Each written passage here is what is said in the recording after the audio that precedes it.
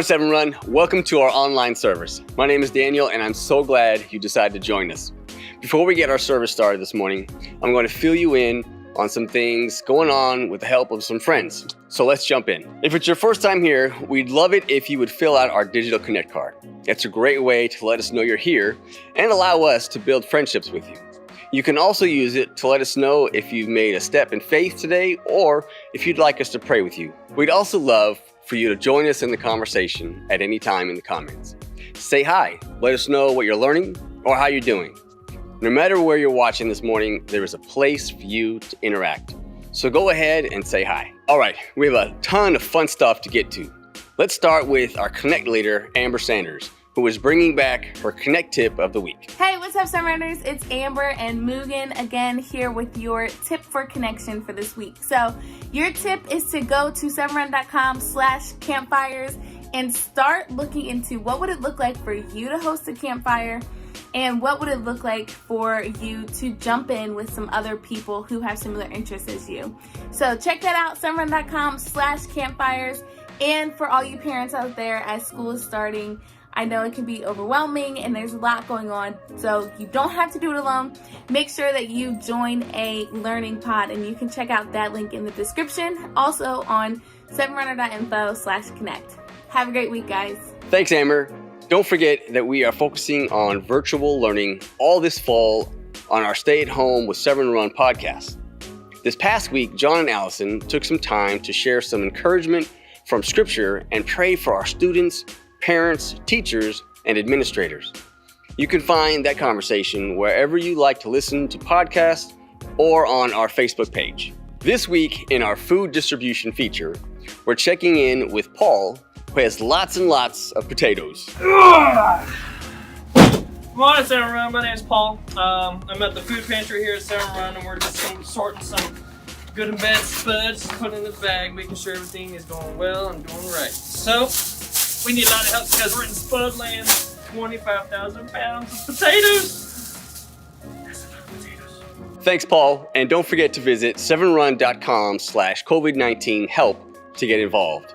Let's check in now with Kids Ministry Leader Allison Fournier, who is kicking off a new way for your kids to interact every month. Hey parents, my name is Allison and I am your Kids Ministry Leader. Today is the day. What am I talking about? Today is the day that you can come by between 11 and 2 p.m. and pick up your kids at Severn Run take-home kits. Now, if you didn't sign up for one, don't worry, we have one for you. So come by our building today from 11 to 2 p.m. And if you can't make it today, that's okay too. You can come by our building any day of Tuesday through Thursday from 10 a.m. to 4 p.m. and ask for your kit. You can catch our kids service at 10:30 and noon right here on Facebook and YouTube. All of the ministries we mentioned this morning would not be doing what they're doing without your support. In this really difficult season, we've seen some of you give for the first time or increase your giving, which is an incredible step of faith. We want to continue all the things we're doing and more, so if you'd like to support the ministry of Severn Run, you can set up an online gift at severnrunner.info/give. We started this year with a spark, a point of inspiration that God ignited within you. We wanted this year to be a year of growth, fanning those flames to see a church on fire with a passion to see God move in ourselves and our community. After all, Jesus did say, "You are the light of the world." And what a better place to gather all that light, that inspiration, than Sunday morning, a metaphorical bonfire of sorts where you could find fuel for your inner spark. We felt like that fire was roaring. But here we are, more than halfway through the year, and it honestly feels like the fire's going out. We can't gather as we'd like, social distancing keeps us apart, and relationships are happening primarily over screens. But there's good news. You see, a bonfire doesn't exist without lots of little sparks. And those sparks in you are still burning, because Jesus himself reminds us, you are the light of the world. Our bonfire is not extinguished. The church is not gone. Instead, it's turned into hundreds of small campfires.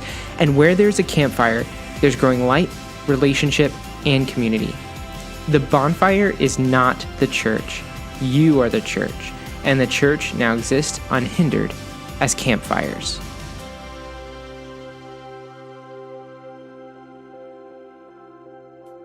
If you don't know what a campfire is, we aren't literally talking about sitting around a blazing fire, although you could. Campfires are ways for us to intentionally gather in small groups throughout the COVID season to seek Jesus, love, and friendship. They could look like small groups, classes, virtual lobbies, hosting folks at your home on Sunday, or a one-time event. You can start a campfire or get help finding one at severnrun.com/campfires. Okay, it's time to get started. My good friend, Pastor Matt, is continuing his Bright Light series today. So grab your friends and family and get ready for some worship. Thanks so much for hanging out with me this morning. Let's go ahead and get started.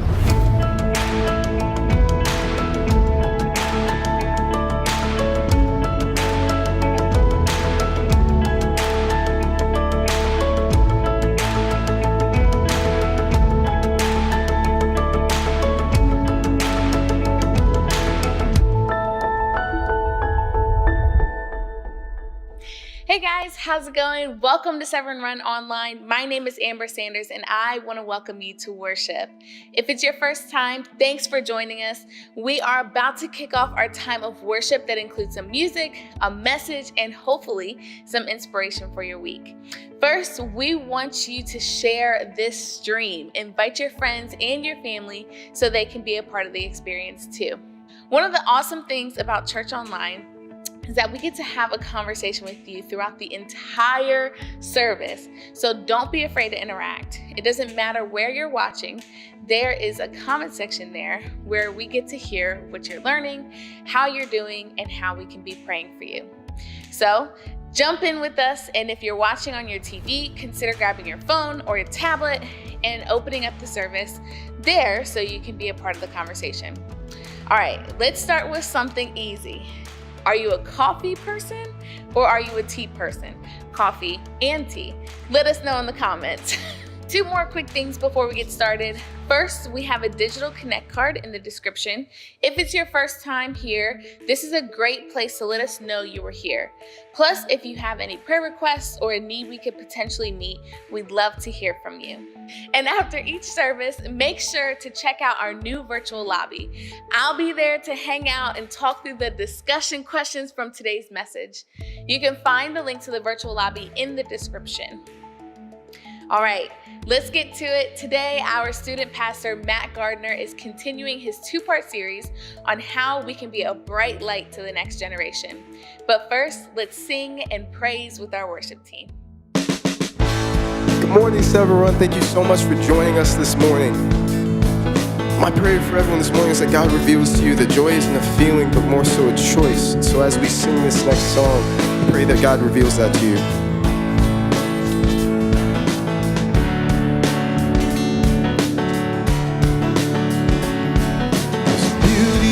My brokenness, I've got true love instead of pain. There's freedom though you've captured me. I've got joy instead of mourning.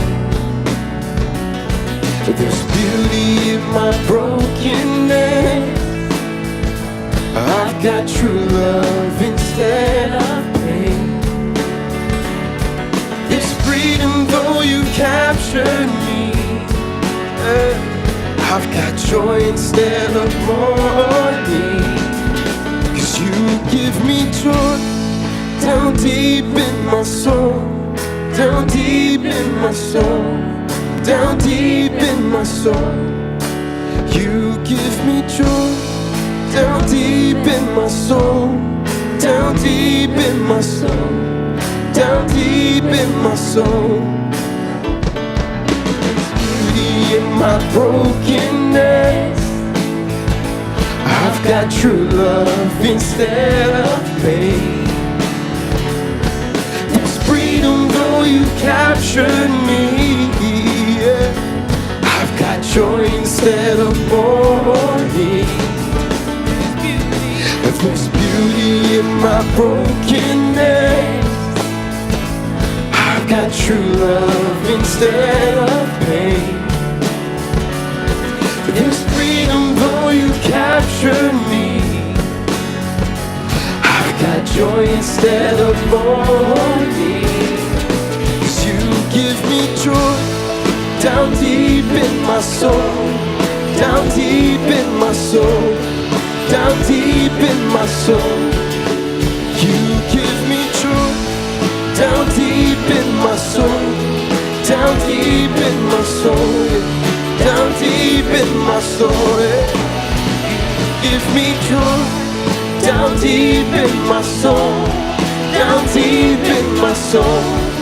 Down deep in my soul. You give me joy down deep in my soul. Yeah, down deep in my soul. Down deep in my soul.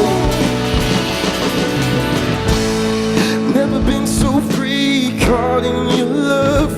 Your love for me. Never been more secure, knowing your heart. That He loves me. Never been so free, caught in your love. Your love for me. I've never been more secure, knowing your heart. That He loves me. Never been so free, caught in your love. I've never been more secure, knowing your heart. Oh, yeah. I've never been so free, caught in your love. I've never been more secure, knowing your heart. I've never been so free, caught in your love. I've never been more secure, knowing your heart. Oh, yeah. I've never been so free, caught in your love. I've never been more secure, knowing your heart. Oh, yeah. Down Deep in my soul, down deep in my soul, down deep in my soul.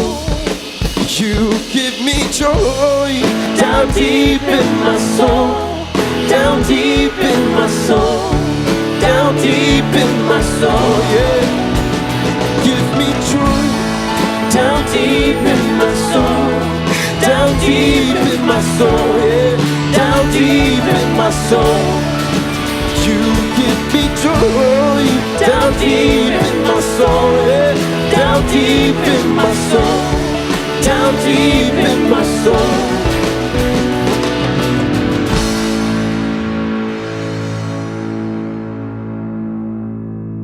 Just wanted to wish all of our students, all of our teachers, all of our parents the best school year ever. I know that this is a difficult time of trying to figure things out, but I also want to remind you that God is for you. He loves you, He will never leave you, and He will never forsake you. Have a wonderful school year. And we're actually about to head outside for our food distribution, and I had to stop and take a minute and say something to all of you teachers out there. You guys are getting ready to go back to school in an unprecedented time.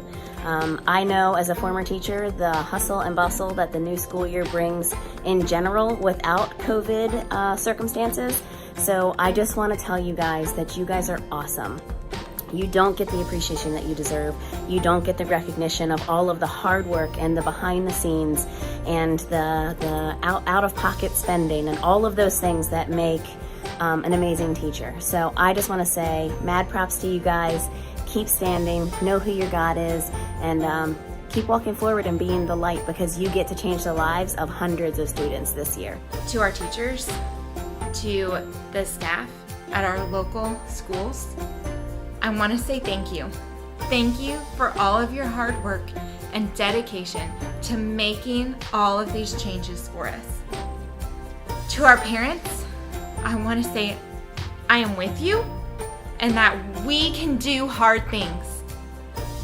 To our kids, I want to say you can do this. Our God is a big God, and He's going to be with you every step of the way. You guys are awesome, and I mean it. All of you are gearing up and getting ready to go back to school, and I just want to encourage you this year and what's going to be your team effort to be able to make this happen. Now, I know that this is not at all what any of us had in mind when we were going to start the 2021 school year, but I believe that God's got incredible things in store for you. I believe He's going to do significant things in your life, in the lives of your family, and I want to encourage you to just get in there, help one another, do what it takes to be able to make this happen, and as a result, you're going to have one of your best school years yet, and we can't wait to get to the end of this year and tell the amazing stories that have come out of this time and this opportunity. I just want to give a shout out of encouragement to you. We know that this season is just going to be crazy with the start of school and not knowing and a lot of things going on. But just to let you know that here at the Church at Severn Run, we are praying for you on a daily basis for wisdom and for guidance and for peace and for most of all, grace. So we love you and we hope that you have a great start to the new year. Although that we're not going to be in the school buildings per se, it's going to be a good year. I know a lot of us had been looking forward to being able to dropping the kids off or getting them ready for the buses in the morning, but we are still going to be getting them ready, but they're just going to be going downstairs to either the dining room table or maybe a desk that you've specially arranged for them. So it's still going to be exciting times. It's going to be a little strange times, but the positive aspect is the kids are going to be here. They're going to be healthy. So I know where they're going to be. They're going to be safe. And I, like many other parents, we're going to make sure that we do the best for our kids, and help them out the best way that we can, at the best of our abilities. Kids, parents, teachers, administrators, I hope you guys have an awesome school year.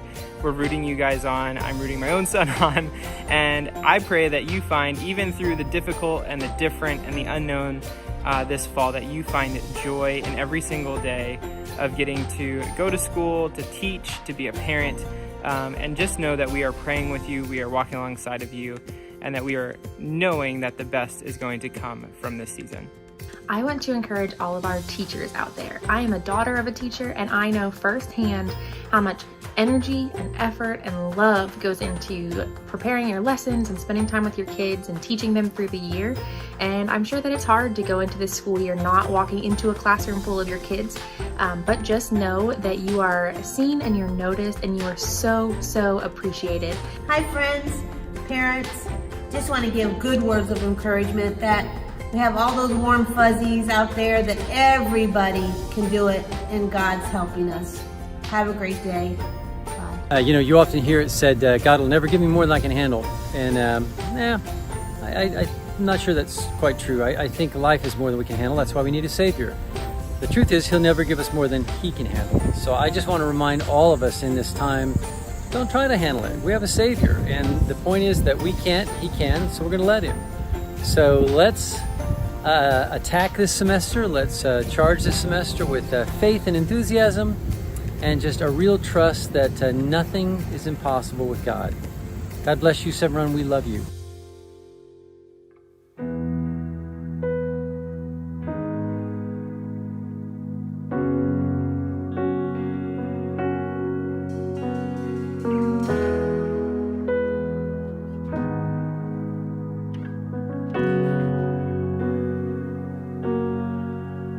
You give life, you are love, you bring light to the darkness, you give hope, you restore every heart that is broken. Great are you, Lord. It's your breath in our lungs, so we pour out our praise. We pour out our praise. It's your breath in our lungs, so we pour out our praise to you only. Great are you, Lord. You give life, you are love, you bring light to the darkness, you give hope, you restore every heart that is broken.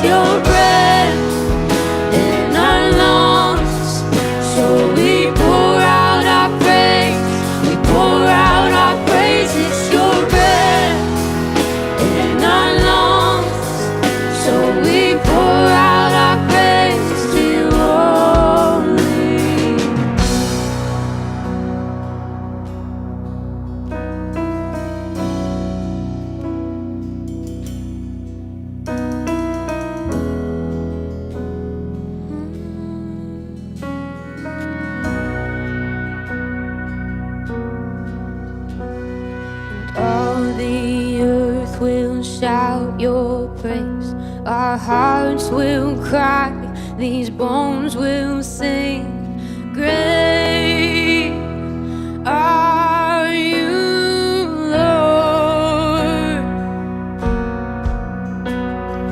All the earth will shout your praise. Our hearts will cry, these bones will sing. Great are you, Lord. And all the earth will shout your praise. Our hearts will cry, these bones will sing. Great are you, Lord. It's your breath in our lungs, so we pour out our praise. We pour out our praise. It's your breath in our lungs, so we pour out our praise to you only. It's your breath in our lungs, so we pour out our praise. We pour out our praise. It's your breath in our lungs, so we pour out our praise to you only. Great are you, Lord.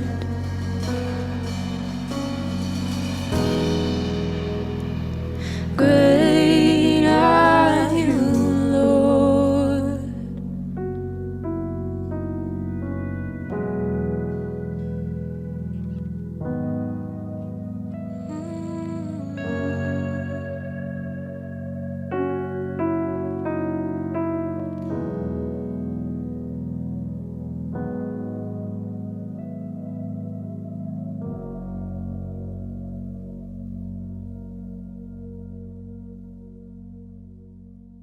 Next month, my beautiful wife, Arcadia, and I are going to celebrate our 29th wedding anniversary.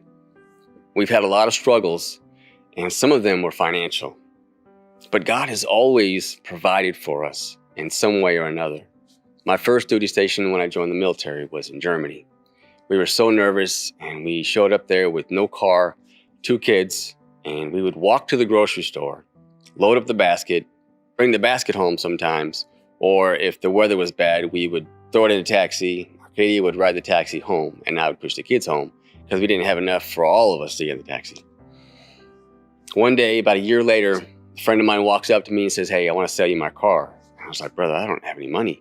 He said, "That's okay. I'm going to sell it to you for $1. I was so shocked. I didn't know what to say. I don't even know how he knew that we didn't have a car because we didn't spend a lot of time together during the week, just at church.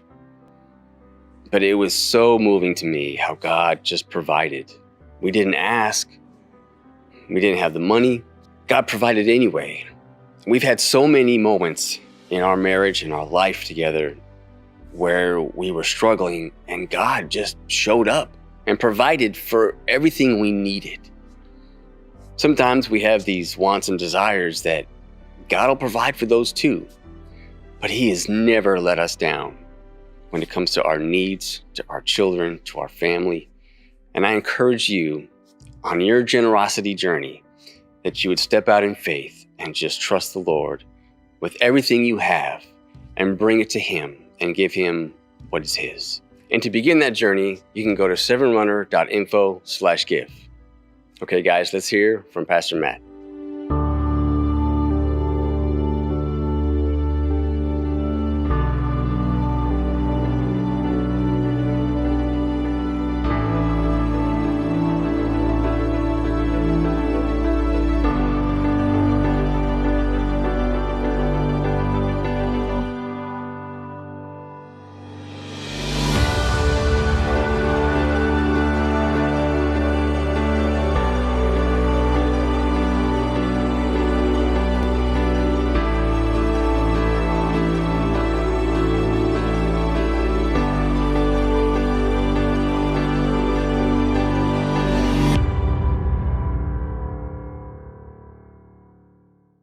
Hello, welcome to the Church of Severn Run. We're so glad you decided to join us again. We are in a continuing series called Bright Lights. We want to invite you, if you have not already, to fill out our digital Connect card and comment in the comment section at any point. We'd love to interact with you and engage with you and get to know you a little more.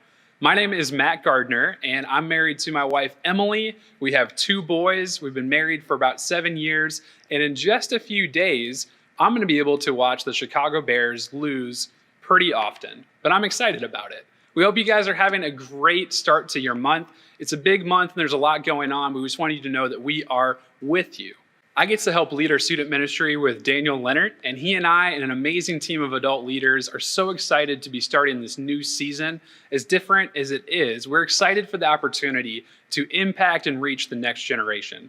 Last week, we wanted to answer the question, does the next generation matter? Does reaching them matter? It's an obvious yes, but it's worth going back and looking. So we opened up the Bible to 3 different Psalms that gave us a very clear, compelling yes.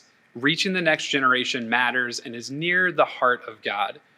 The next generation in the world we live in is looking for the light while the world is shrouded in darkness. The world is shrouded in darkness due to sin and fear, injustice, and isolation. We have this light, and we have been invited, as we read in 1 John chapter 1, to be bright lights, to reflect and to live in the light of Jesus, that the others may know and see the goodness of God. Because the next generation is watching and listening. Our neighbors are watching and listening, and they want to know, where is the light and what can I find when I find the light? So our life is a reflection of that truth and that hope and that love for the next generation to see. So where do we go from here? Our kids don't need our traditions. They don't need our political opinions or our conspiracy theories or our moral superiority. The next generation needs us to be clear, consistent lights of Jesus, and they need us to bring them in close. They need us to bring them in close to the light. Not that we have this light to hide and pull into ourselves, to put up our walls and to shun and block out the world around us. No, we must be a bright light and invite them in. We need to bring them in close so that the light is clearly seen, heard, and felt by the next generation.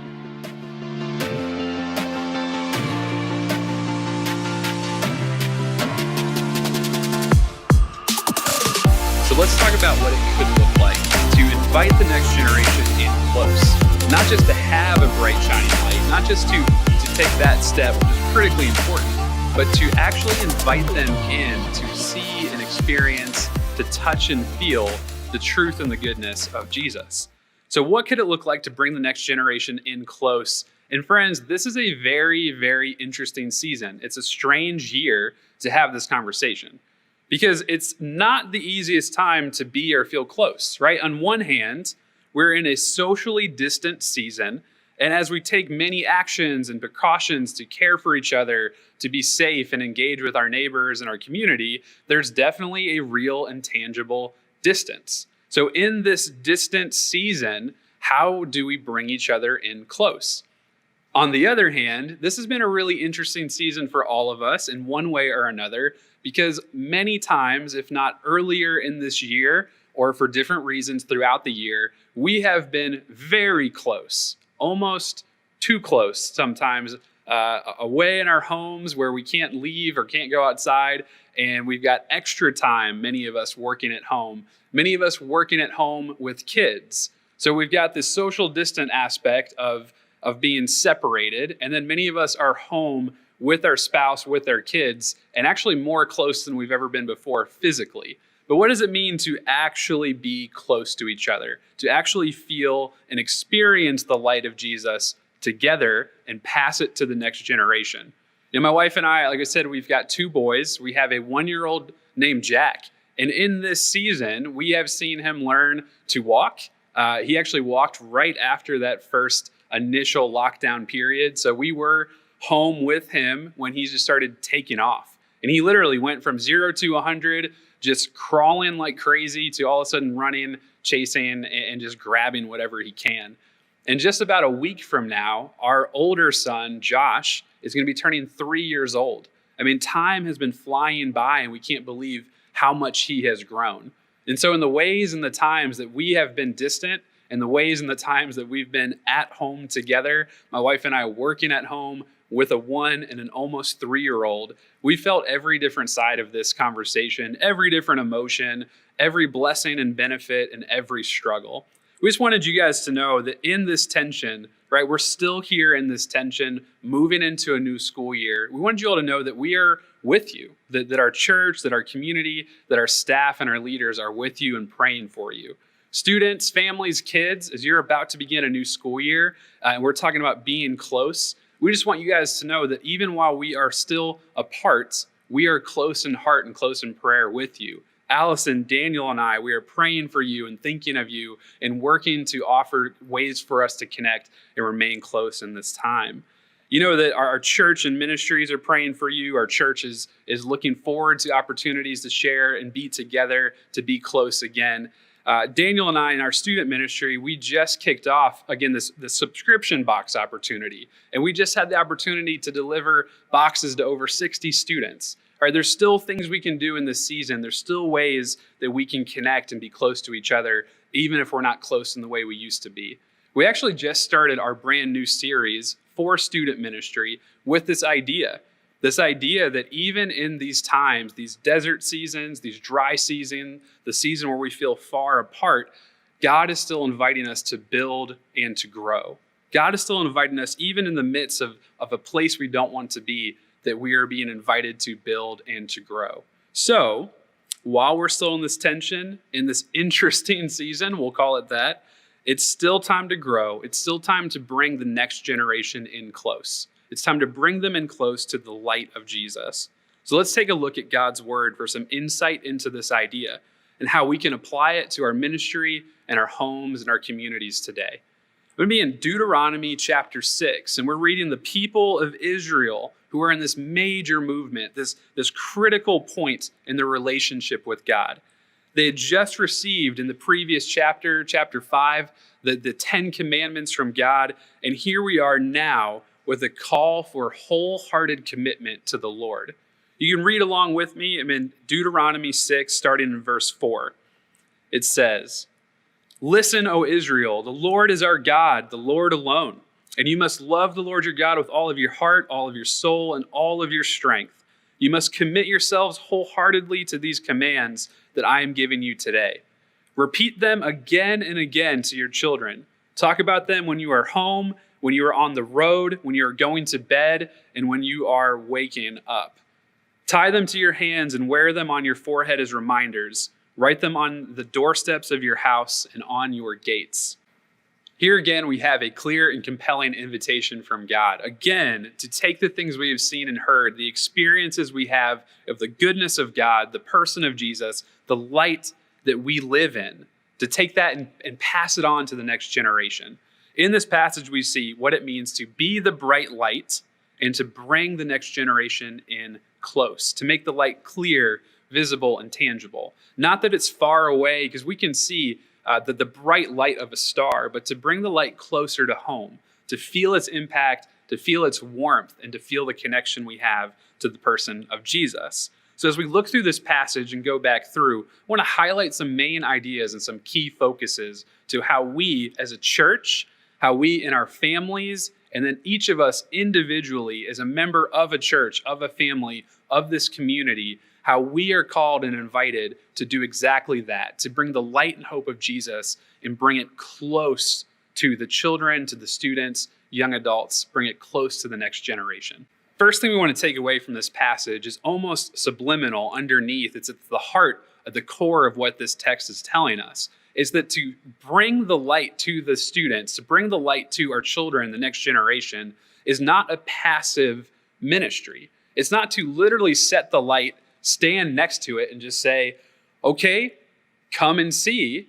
There's actually a movement involved. There's an intentionality to take a step, to make a gesture, to demonstrate, to move towards the next generation. It's not just from my chair, from my seat. It's to actually stand and move and rise and to find and seek out the next generation. You know, a lot of people A lot of people don't move towards kids. They don't move towards teenagers. There's a lot of different thoughts and feelings that people have.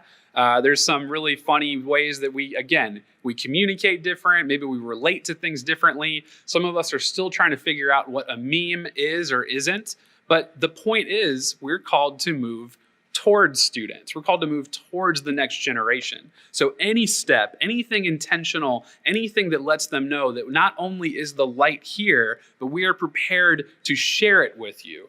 It's a whole different posture than standing, if you can imagine, almost a ring around the light closed off with no interest or attention. It's a different posture to have your eyes looking and pursuing, where is the next generation? Where are these kids? Where are these students? Where are these young adults? There's an intentionality here to be intentionally pursuing. If we're going to do these things listed in Deuteronomy 6, we have to be open, ready, and intentional to move.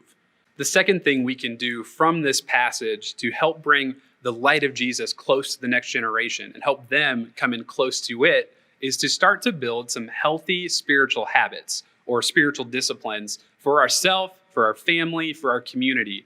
As a church, our kids and student ministry, we look for opportunities in our weekly gatherings. We look for opportunities, virtually and in person, to instill these habits, to pray, to read the Bible, to spend time listening and connecting to the Holy Spirit, to connect to the God that is the light, to connect to the person of Jesus. There's a lot of different ways we can do this at home.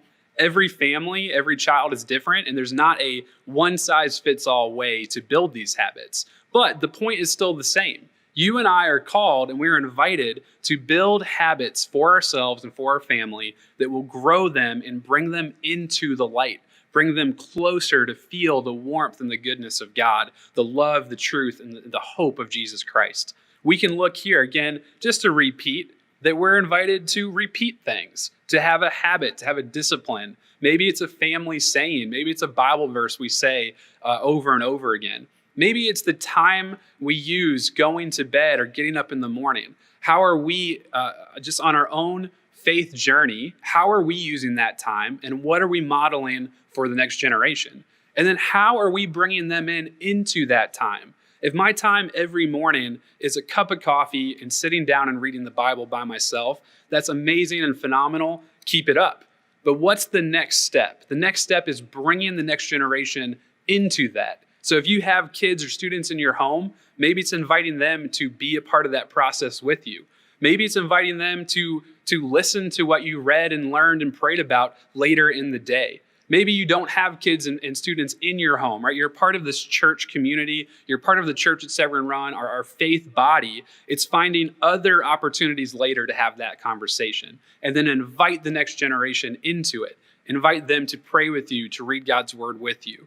I look at the end here, this section, to tie reminders on their hands, to wear them on their forehead, to write on the doorpost, to write on your gates. Maybe it's as simple as having something on your wall or your refrigerator, something you can point back to, almost just subconsciously remind ourselves again and again of who we are, for what our family believes, and where we find our hope and light.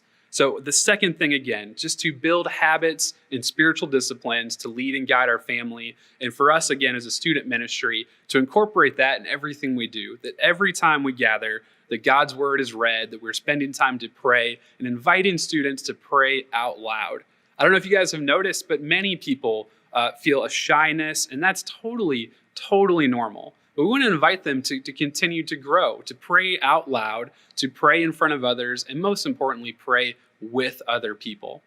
The third thing kind of flows right out of this. It's to make it personal. If I want to have my personal relationship with Jesus, it's my personal connection to the light, that's important.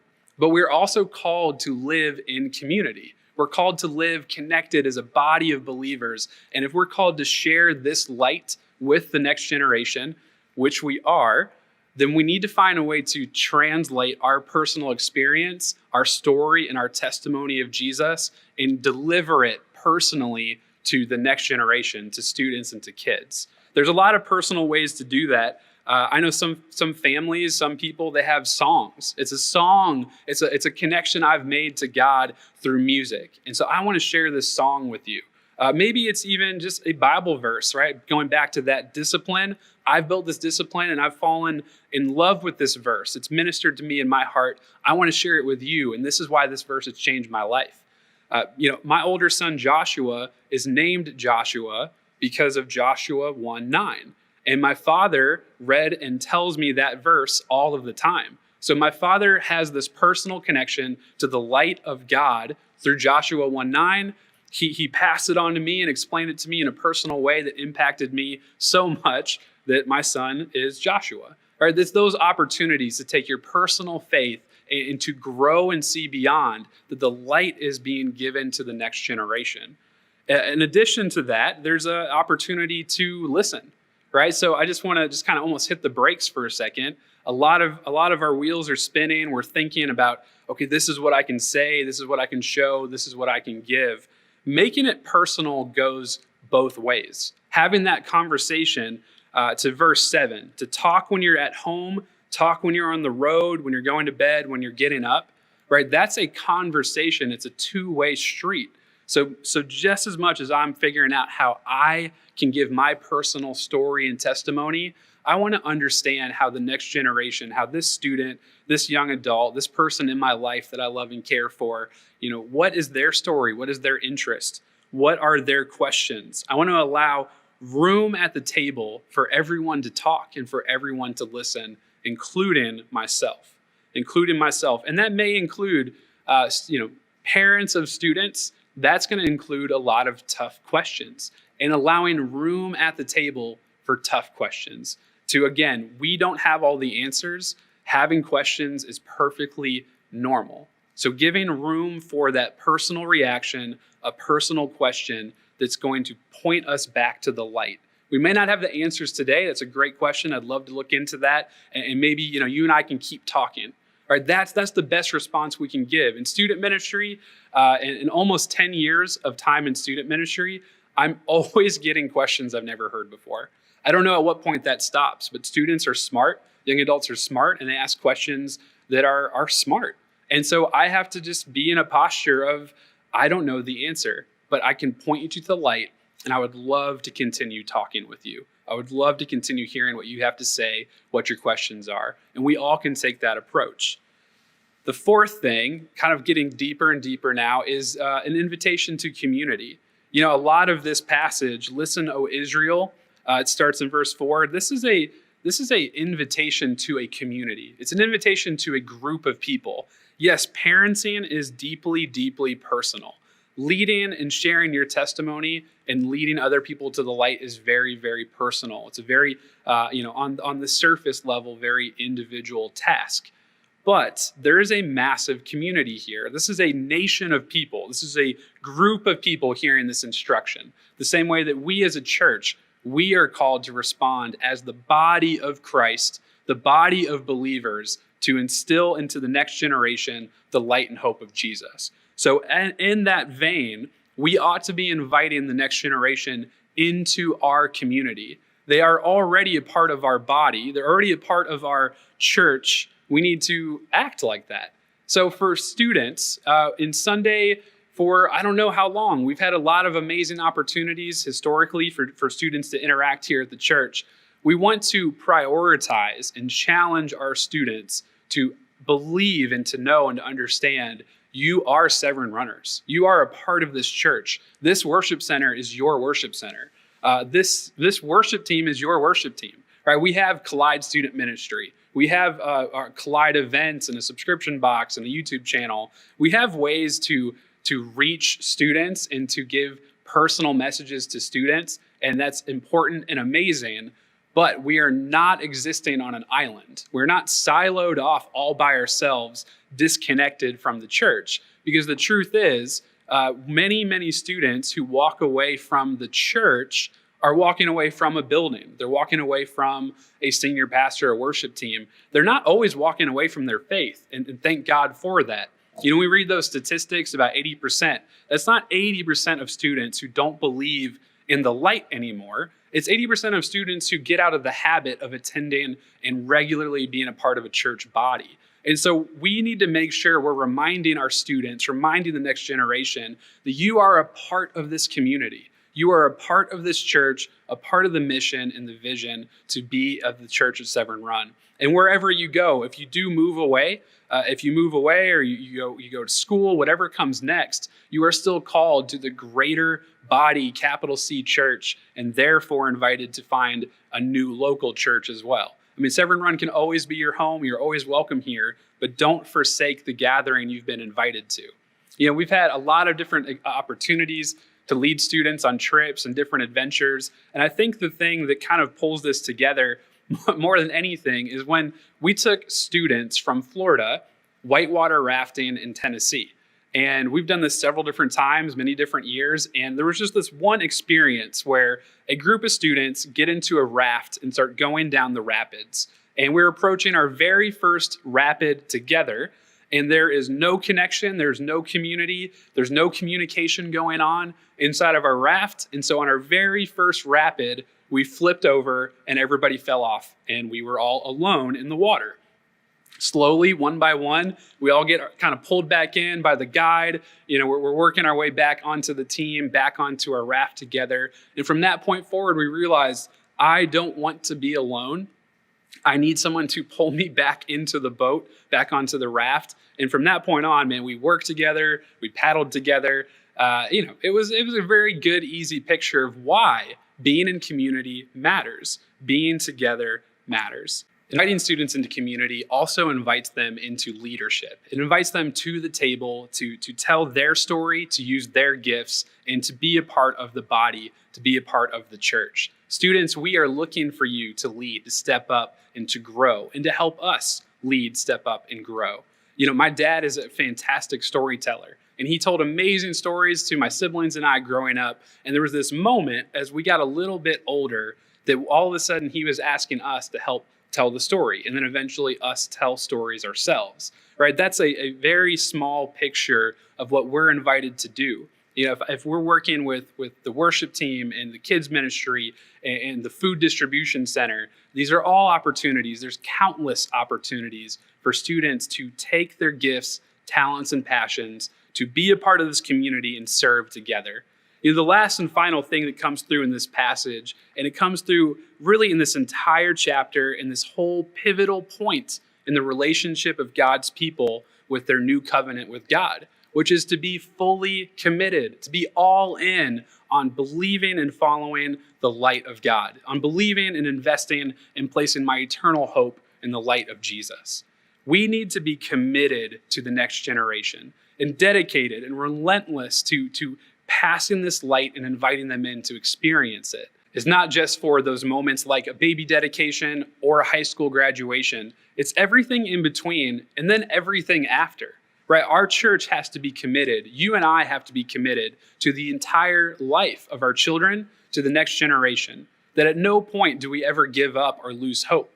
In those conversations, those reflections of our teenagers and our young adults who are asking hard questions, who are feeling more lost and disconnected from their faith than maybe they did a few years ago. While today's present posture matters, today's voice and what I say and how I'm living close to the light matters, we also need to just keep a long finish line mindset, right? That there's never a point where we stop. There's never a point where we lose hope or give up or quit on the next generation. We're called to again and again repeat these things to them, again and again. Share the hope, the light, and the love, again and again. Even if they ask questions, even if they have moments of doubt, we are called to again and again bring them close to the light. You and I cannot control the outcome. We cannot control today's decisions, but we can control our ability and our commitment to bring them the light of Jesus, to invite them in close, to see, hear, and feel the love of God. We can remain committed and pursue the next generation through our church ministries, through our home, and through our community. Friends, this is a great opportunity as we start a new school year to just remind ourselves of the importance that God has called us to reach out to the next generation, That God has called us to be a bright light and to invite the next generation in close. That they know, that they can feel our intentional movement and care towards them. That we can help instill and guide them to spiritual disciplines and habits that will help them grow in their faith. That we can bring them in close for personal conversations, to let them ask questions and have moments of doubt and have moments of what comes next, I don't know, and then point them to the light as their hope and their answer. To invite them into the community of our church, that they are a part of the bigger body, that they are better in community than they are alone. We are all better in community than we are alone. And to invite them to lead and serve and be the example. Friends, let us not lose hope. Let us not give up. Let us remain committed. Committed because the next generation matters. And if it matters, we need to continue to live like it matters and give like it matters and pray like it matters. The last thing I want to share with you all is something that our family ministry, our kids ministry, student ministry together is working on. In just a week, on September 13th, we're going to have a family prayer and movie night here at the church outside from 6 p.m. to 8 p.m. It was Sunday, September 13th, 6 p.m. to 8 p.m. We're having opportunities for family to gather to pray, to enjoy time outside together as this new school year is just getting started, to pray for our students, pray for our teachers, parents, administrators, and schools, and to enjoy some time outside in fellowship and community together. It's been an honor and a privilege to serve here at the Church at Severn Run in our student ministry. And I want to thank you this morning for taking the time to be with us, to engage and to worship, and to continue to be the light and to share it with the next generation. Let the king of my heart be the mountain where I run, the fountain I drink from. Oh, he is my song. Let the king of my heart be the shadow where I hide, the ransom for my life. Oh, he is my song. You are good, you're good. Oh, you are good, you're good. Oh, you are good, you're good. Oh, you are good, you're good. Oh, let the king of my heart be the wind inside my sails, the anchor in the waves. Oh, he is my song. Let the king of my heart be the fire inside my veins, the echo of my days. Oh, he is my song. Let the king of my heart be the wind inside my sails, the anchor in the waves. Oh, he is my song. Let the king of my heart be the fire inside my veins, the echo of my days. Oh, he is my song. You are good, you're good. Oh, you are good, you're good. Oh, you are good, you're good. Oh, you are good, you're good. Oh, you're never gonna let me down. You're never gonna let me down. You're never gonna let me down. You're never gonna let me down. You're never gonna let me down. You're never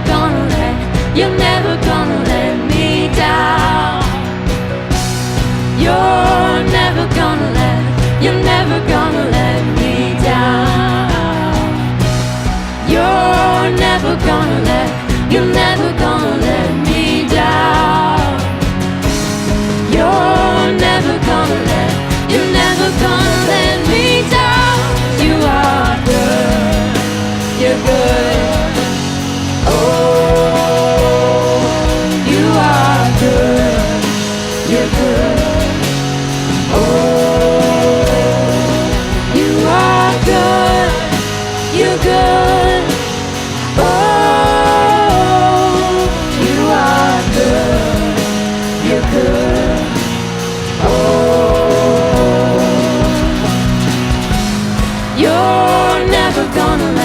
You're never gonna let me down.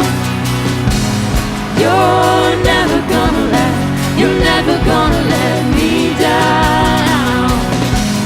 You're never gonna let me down. You're never gonna let me down. You are good, you're good. Oh, you are good, you're good. Oh, you are good, you're good. Oh, you are good, you're good.